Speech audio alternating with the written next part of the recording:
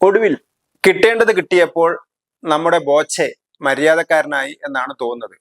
കോടതി കണക്കിന് ശകാരിച്ചപ്പോൾ ബോച്ചെ പത്രക്കാരെ വിളിച്ച് മാപ്പ് പറഞ്ഞു. ചൊവ്വാഴ്ച ജാമ്യം കിട്ടിയ സമയത്ത് അദ്ദേഹം ജയിലിൽ ഇറങ്ങാൻ തയ്യാറായില്ലെന്നാണ് പറയുന്നത്. കാരണം അദ്ദേഹത്തിന്റെ അഭിഭാഷകർ പറഞ്ഞിട്ട് പോലും അദ്ദേഹം ജയിലിൽ ഇറങ്ങാൻ തയ്യാറായില്ലത്രേ. കാരണം ജയിലിൽ 10-26 പേർ കിടക്കുന്നുണ്ട്. അവർക്ക് 5000 രൂപയും 10000 രൂപയും ഒക്കെ ജാമ്യം കിട്ടിയിട്ടും അതിനാവശ്യമായ ബോണ്ട് കെട്ടിവെക്കാനോ ഒക്കെ ഇല്ലാത്തത് കൊണ്ട് ജയിലിൽ നിന്ന് പുറത്തിറങ്ങാൻ കഴിയാത്ത ആളുകളാണ്.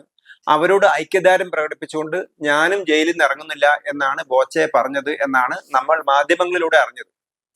ഏതായാലും പബ്ലിസിറ്റിക്ക് വേണ്ടി അങ്ങേയറ്റം ശ്രമിക്കുന്ന ആളാണ് ബോച്ചെ എന്ന് പറയുന്ന ബോബി ചെമ്മണ്ണൂർ. കാരണം അദ്ദേഹത്തിന്റെ കയ്യിൽ കാശുണ്ട്.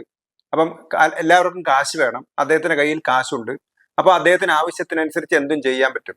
അപ്പം അദ്ദേഹം വലിയൊരു ഫിലാന്ത്രോപ്പിസ്റ്റ് ആണ് എന്നാണ് പറയുന്നത്. ഒരുപാട് ജനക്ഷേമകരമായ അല്ലെങ്കിൽ നാട്ടുകാർക്ക് ആവശ്യമായ ഒരുപാട് കാര്യങ്ങൾ അദ്ദേഹം ചെയ്തിട്ടുണ്ട്. അപ്പൊ അതിന്റെ ഗുണഭോക്താക്കളായ കുറെ ആളുകൾ ഉണ്ടാവും. അപ്പൊ അദ്ദേഹം അവരൊക്കെ അദ്ദേഹത്തെ പിന്തുണയ്ക്കും. പക്ഷെ ഇവിടെ സംഭവം അതൊന്നുമല്ല. കോടതിക്ക് അവസാനം വാളെടുക്കേണ്ടി വന്നു. കാരണം കോടതി എന്താ പറഞ്ഞത്? ഇത് കോടതിയോടുള്ള യുദ്ധപ്രഖ്യാപനമാണോ? ആരാണ് ഈ ബോബി? അയാൾക്ക് എന്താണ് ഇങ്ങനത്തെ കാര്യങ്ങളൊക്കെ ചെയ്യാൻ എന്താണ് അധികാരം? കോടതിയോട് കളിച്ചാൽ വേണമെങ്കിൽ വീണ്ടും അറസ്റ്റ് ചെയ്യും, അകത്താക്കും, ജയിലിൽ നിന്ന് പുറത്തിറങ്ങില്ല, ഞങ്ങൾ അകത്തിരുത്തി വിചാരണ നടത്തും എന്നൊക്കെയാണ് കോടതി പറഞ്ഞത്. അപ്പൊ കോടതിയും പറഞ്ഞപ്പോൾ കുറച്ച് കടുത്തുപോയോ എന്നൊക്കെ നമുക്ക് തോന്നും. പക്ഷെ എന്ത് തന്നെ ആയാലും പണമുണ്ടെങ്കിൽ എന്തുമാവാം എന്നുള്ളതാണ് പലരുടെയും ധാരണ. പണം മാത്രമല്ല, അധികാരമുണ്ടെങ്കിൽ എന്തുമാവാം എന്ന് ധരിക്കുന്ന ആളുകളുണ്ട്.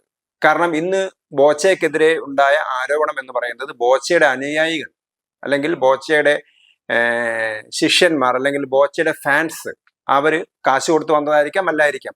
അവരൊക്കെ വന്നിട്ട് ഇദ്ദേഹത്തിന് അനുകൂലമായിട്ട് പടക്കം പൊട്ടിക്കാൻ ശ്രമിക്കുന്നു, പ്രകടനം നടത്തുന്നു, മുദ്രാവാക്യം വിളിക്കുന്നു, കോടതിയിൽ ജയിലിൽ വെച്ച് സ്വീകരിക്കാൻ ശ്രമിക്കുന്നു.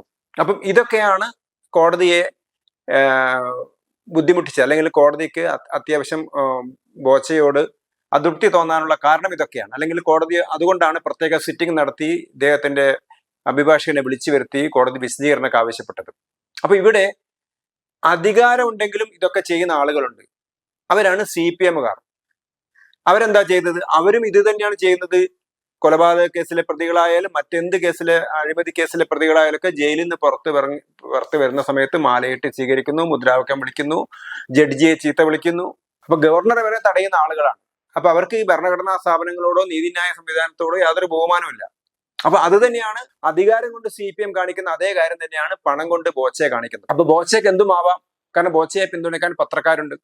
നല്ലൊരു കുറെ പത്രക്കാർ ബോച്ചയ്ക്കെതിരെ എഴുതുന്നുണ്ടെങ്കിലും പലരും ബോച്ചയ്ക്ക് പബ്ലിസിറ്റി ഉണ്ടാക്കി കൊടുക്കുകയാണ് ചെയ്യുന്നത്. കാരണം ബോച്ച ഇതൊക്കെ ഒരു മാർക്കറ്റിംഗ് സ്ട്രാറ്റജി ആയിട്ടാണ് എടുക്കുന്നത്. അദ്ദേഹം നല്ലൊരു കച്ചവടക്കാരനാണ്. അതോടൊപ്പം തന്നെ പലരും ചോദിക്കാറുണ്ട്, എത്രയോ കച്ചവടക്കാരുണ്ട്, ആ കച്ചവടക്കാരൊക്കെ റോട്ടിൽ ഇറങ്ങിയാൽ ആരെങ്കിലും അറിയോ? ഇല്ല. പക്ഷെ ഇയാളെ എല്ലാവർക്കും അറിയാം. കാരണം അയാൾക്ക് അതിനുള്ള നമ്പറുകൾ അദ്ദേഹം ചെയ്യുന്നു. പക്ഷെ ഇവിടെ അദ്ദേഹം കുറച്ച് കൂടിപ്പോയി എന്നാണ് തോന്നുന്നത്. കാരണം അദ്ദേഹം കോടതിയോടാണ് കളിച്ചത്. മറ്റെല്ലാവരോടും കളിക്കുന്ന പോലെ കോടതിയോട് കളിച്ചാൽ കിട്ടും എന്നൊരു പ്രതീക്ഷ അദ്ദേഹത്തിന് ഉണ്ടാവില്ല. പക്ഷെ അദ്ദേഹം പെട്ടെന്ന് തന്നെ പ്ലേറ്റ് മാറ്റി. കാരണം രാവിലെ പറഞ്ഞതിന് വിരുദ്ധമായിട്ടാണ് ഉച്ചയ്ക്ക് പറയുന്നത്.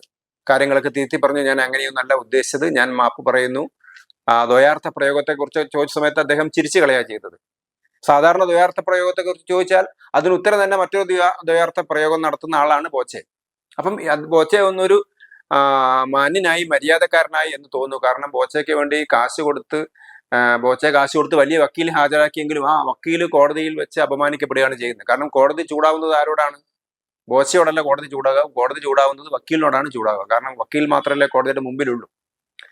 അപ്പം അദ്ദേഹം ഒരു എംബാരസിങ് സിറ്റുവേഷനിലായി പോയിട്ടുണ്ടാവും ഈ ബോച്ചയുടെ വക്കീൽ. ഏതായാലും ബോച്ചയെ പോലെയുള്ള ആളുകളെ കേരളത്തിലെ സമൂഹമാണ് കൊണ്ട് എഴുന്നള്ളിച്ച് നടക്കുന്നത്. അപ്പം അയാളുടെ ഒരു പ്രശ്നത്തിൽ ഇവിടെ പുരുഷന്മാരുടെ സംഘടനക്കാർ വന്ന് പ്രകടനം നടത്തി എന്നാണ് പറയുന്നത്. അപ്പൊ ഇതൊരു പുരുഷനും സ്ത്രീയും തമ്മിലുള്ള ഒരു പ്രശ്നമൊന്നുമല്ല. പുരുഷന്മാരെ നിയമം തളയ്ക്കുന്നു, അല്ലെങ്കിൽ പുരുഷന്മാർക്കെതിരാണ് നിയമം, അതുകൊണ്ട് പുരുഷന്മാരെ സഹായിക്കാൻ വേണ്ടി, സ്ത്രീകൾക്ക് വേണ്ടിയാണ് നിയമമൊക്കെ ഉണ്ടാക്കിയിരിക്കുന്നത്, അല്ലെങ്കിൽ സ്ത്രീകൾക്ക് അനുകൂലമാണ് നിയമം വ്യാഖ്യാനിക്കപ്പെടുന്നത്, അതുകൊണ്ട് പുരുഷന്മാർക്ക് വേണ്ടി സംഘടിച്ചുകൊണ്ട് കുറെ ആളുകളെ രംഗത്തിറക്കുന്നു. ഇതൊക്കെ തന്നെ കാശിന്റെ കളിയാണ്. അപ്പം കേരളത്തിലെ സമൂഹത്തിൽ ഈ ഗുണപരമായ ഒരു മാറ്റം വരുത്തണമെങ്കിൽ രാഷ്ട്രീയക്കാരും വ്യവസായികളും മാധ്യമ പ്രവർത്തകരും ഒക്കെ തന്നെ ഈ ഗുണപരമായ മാറ്റത്തിന് വേണ്ടിയിട്ട് പ്രവർത്തിക്കണം. പക്ഷെ എല്ലാവരും പണത്തിന് വേണ്ടിയിട്ടാണ് പ്രവർത്തിക്കുന്നത്. അതുകൊണ്ടാണ് ബോച്ചയെ പോലെയുള്ള ആളുകൾക്ക് പേരിന് കുറെ ഫിലാന്ത്രോപ്പിക് ആക്ടിവിറ്റി നടത്തുന്നുണ്ടെങ്കിലും ഇദ്ദേഹത്തെ പോലുള്ള ആളുകൾക്ക് ഇങ്ങനെ അമിതമായ പബ്ലിസിറ്റിയും പ്രസക്തിയും പ്രാധാന്യവും ഒക്കെ ലഭിക്കുന്നത്. അപ്പൊ അതിനെ വിമർശിക്കാൻ കോടതി ഇടപെടേണ്ടി വന്നു എന്നുള്ളത് തന്നെ ഒരു വലിയൊരു കാര്യമാണ്. പക്ഷേ കോടതി പറഞ്ഞതിനകത്തും പൂർണ്ണമായും നമുക്ക് ന്യായീകരിക്കാൻ കഴിയുമോ എന്ന് അറിയില്ല. കാരണം സുപ്രീം കോടതി ചീഫ് ജസ്റ്റിസ് വരെ പറഞ്ഞതാണ് കോടതി നടപടികൾ നീണ്ടു പോകുന്നത് കൊണ്ട്, കേസുകൾ ഇങ്ങനെ നീണ്ടുപോകുന്നത് കൊണ്ട് ദുരിതം അനുഭവിക്കുന്ന ആളുകളുണ്ട്. ഇന്ത്യയിൽ തന്നെ ലക്ഷക്കണക്കിന് ആളുകൾ വിചാരണ തടവുകാരായിട്ട് ജയിലുകളിൽ കഴിയുന്നുണ്ട്.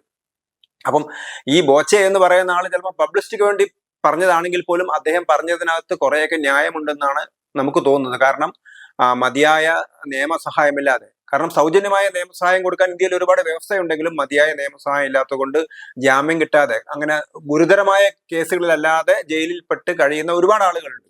അവർക്ക് വലിയ വലിയ ആളുകൾ ഒക്കെ പെട്ടെന്ന് ജയിലിലിറങ്ങും. വളരെ പ്രമുഖ വ്യക്തികൾക്ക് വേണ്ടി നമുക്ക് കാണാം സുപ്രീം കോടതി രാത്രി വരെ സിറ്റിംഗ് നടത്തിയിട്ട് തീരുമാനമെടുക്കുന്നുണ്ട്. പക്ഷേ പല കോടതികളിലും കേസുമായിട്ട് ഒരുപാട് ആളുകൾ കഴിയുന്നുണ്ട്. പലരും ജാമ്യം കിട്ടാതെ, ഗുരുതരമായ കേസുകളിലല്ലാതെ ജാമ്യം കിട്ടാതെ, മറ്റുള്ളവർക്കൊക്കെ ജാമ്യം കിട്ടാവുന്ന കേസുകളിൽ പണമില്ലാത്തത് കൊണ്ടും സ്വാധീനമില്ലാത്തത് കൊണ്ടും വാദിക്കാൻ ആളുകളില്ലാത്തതുകൊണ്ടും സഹായിക്കാൻ ആളുകളില്ലാത്തത് കൊണ്ടും ഒക്കെ ജയിലിൽ കഴിയുന്ന കുറെ ആളുകളുണ്ട്. അപ്പൊ ഈ ബോച്ചെ എന്ന് പറയുന്ന ആള് പറഞ്ഞ 26 കേസിൽ ചിലപ്പോൾ അതൊരു വളരെ ന്യായമായിരിക്കാം. പക്ഷെ അതിനുവേണ്ടി അദ്ദേഹം ജയിലിൽ നിന്ന് പുറത്തിറങ്ങാതിരുന്നു എന്നൊക്കെ പറയുമ്പോഴാണ് നമ്മളൊരു വിവാദമായ രീതിയിലേക്ക് പോകുന്നത്, അല്ലെങ്കിൽ കോടതിയെ വെല്ലുവിളിക്കുകയാണെന്ന് തോന്നുന്നത്.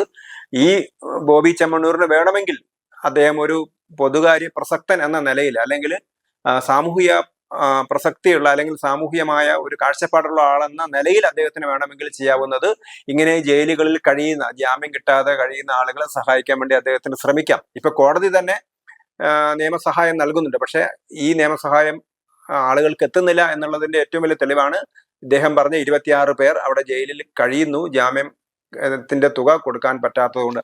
അങ്ങനെയുള്ള ആളുകളെ സഹായിക്കാൻ വേണ്ടി അദ്ദേഹത്തിന് നാടകം കാണിക്കാതെ ന്യായമായ രീതിയിലൂടെ അദ്ദേഹത്തിന് പ്രവർത്തിച്ച് അങ്ങനെ ആളുകളെ സഹായിക്കുന്നതിൽ യാതൊരു തെറ്റുമില്ല. കോടതിയും അവിടെ വിക്ഷോഭം കാണിക്കേണ്ട കാര്യമൊന്നുമില്ല. കോടതി ഒരുപക്ഷെ ബോച്ചയുടെ ശൈലിയോടായിരിക്കാം പ്രതികരിച്ചത്, അല്ലാതെ ഇതിലൊക്കെ ഇടപെടാൻ ബോച്ചെ ആരാണ് എന്ന രീതിയിൽ കോടതി ചോദിക്കുമെന്ന് എനിക്ക് തോന്നുന്നില്ല. അങ്ങനെയാണ് വാർത്താ മാധ്യമങ്ങളിലൊക്കെ വന്നത്, ഇയാൾ ആരാണ് ഇതൊക്കെ ചോദിക്കാൻ. പക്ഷെ എവിടെയും എല്ലാ നടപടിക്രമങ്ങളിലും പാളിച്ചകളുണ്ടാകും. അത് കോടതിയുടെ നടപടിക്രമങ്ങളിലായാലും ജയിലിന്റെ നടപടിക്രമങ്ങളിലാണെങ്കിലും പോലീസിന്റെ നടപടിക്രമങ്ങളിലാണെങ്കിലും പാളിച്ചകളുണ്ടാവും. പലപ്പോഴും അത് സാധാരണക്കാർക്ക് നീതി കിട്ടാത്ത അവസ്ഥയുണ്ടാവും. അങ്ങനെ ഉണ്ടാകുന്ന സമയത്ത് ഒരാൾ അതിനെ ചോദ്യം ചെയ്യുന്നതിൽ തെറ്റില്ല. പക്ഷെ ബോച്ചെ ഇത് പ്രതികരിച്ച രീതി ശരിയായില്ല എന്ന് മാത്രമാണുള്ളത്. അദ്ദേഹം പണത്തിന്റെ ധാർഷ്ട്യം അദ്ദേഹം കാണിച്ചതായിരിക്കാം. പക്ഷെ അദ്ദേഹം ഉന്നയിച്ച ഒരു പ്രശ്നം വളരെ പ്രസക്തമാണെന്ന് ആണ് എനിക്ക് തോന്നുന്നത്.